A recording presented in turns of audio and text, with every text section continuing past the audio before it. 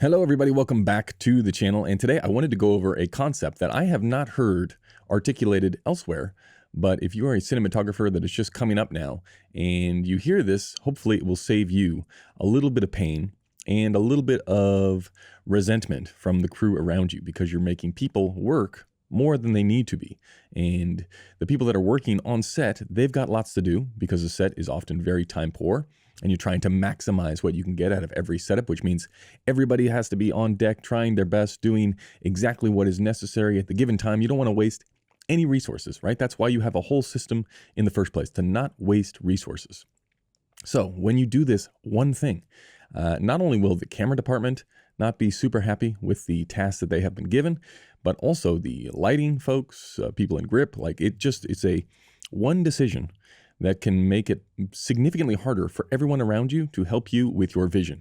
And this isn't it's not a giant idea of like you have to do X or Y or anything like that. This is none of these broad-based things. It's a very specific thing that some people do when they're setting up for a shot. And that is, you will change the filtration on the camera, or you will ask for the filtration to be changed, right? Especially if you're not working with like a Venice that has internal NDs. Even if you are doing that, just changing NDs on the fly without telling anybody just because you want to sample what the image is going to look like, that will lead to problems. Now, in the traditional world, outside of the Venice where there's built-in NDs, in the traditional world, you have to take off the matte box, you have to put in the new ND, you got to put it back on the camera. Right? That's say it's a 60-second job, maybe 2 minutes by the time you get the first AC and the second AC together to do that. That's only with one camera. Okay, so you're wasting a little bit of time in there. But of course you need ND for whatever the look is that you're going for. It's stylized.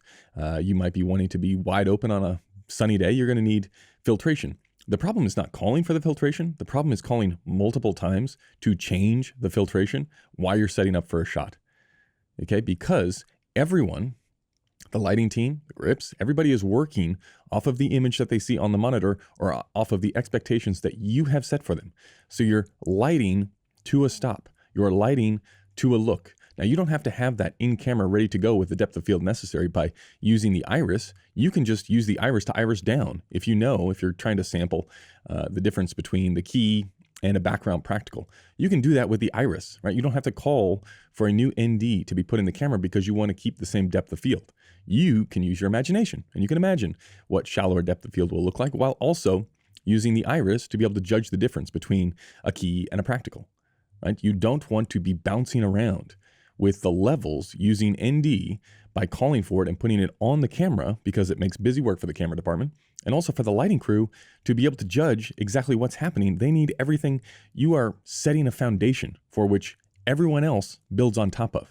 Now, if you're a smart cinematographer and you're experienced and you're skilled at the actual job, which we've talked about what that is many times on this channel, if you're skilled, you will know what the finished product will look like after it's been built on top of this foundation, but you have to provide the foundation. Now, how do you do that? You give a solid platform for everyone around you to be working towards a very specific goal and changing as few variables as you can while they're doing that, right? While they're in the pursuit of whatever expectations that you have set for. The more things you change, the harder it is for everyone to get a read on exactly where they are and how close they are to achieving their goals.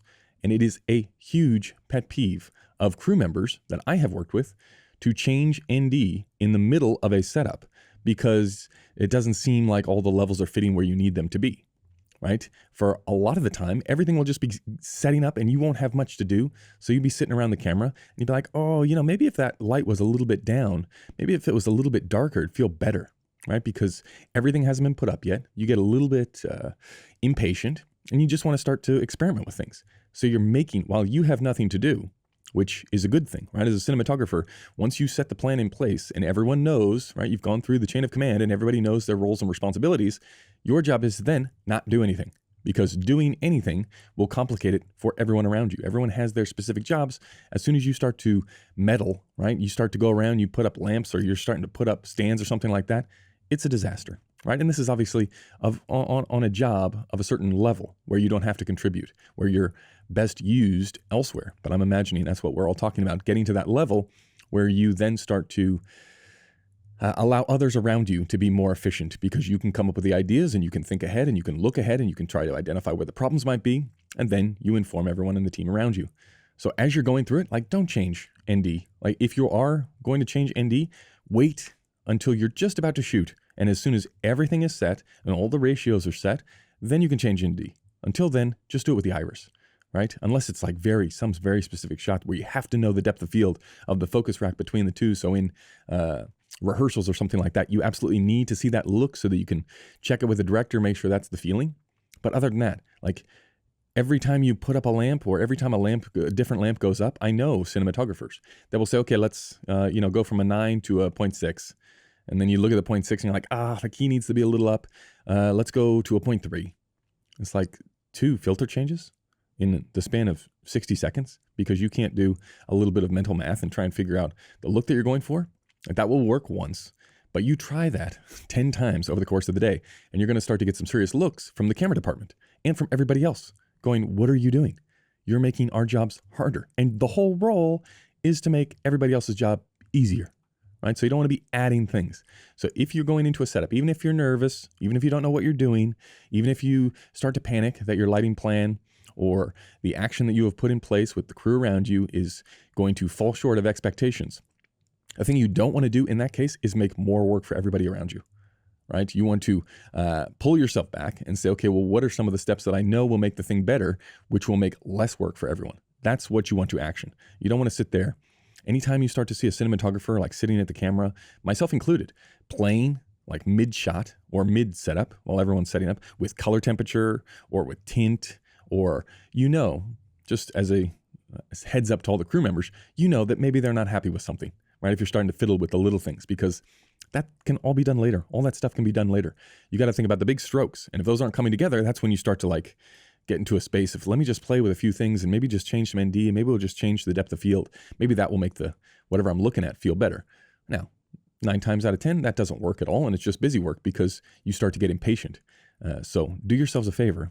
If you want to stay on the good books with the crew, go with a reasonable ND at the beginning and then wait to change it until you get to the very end, right? That's when all the ratios will be set. The lighting team will be happy.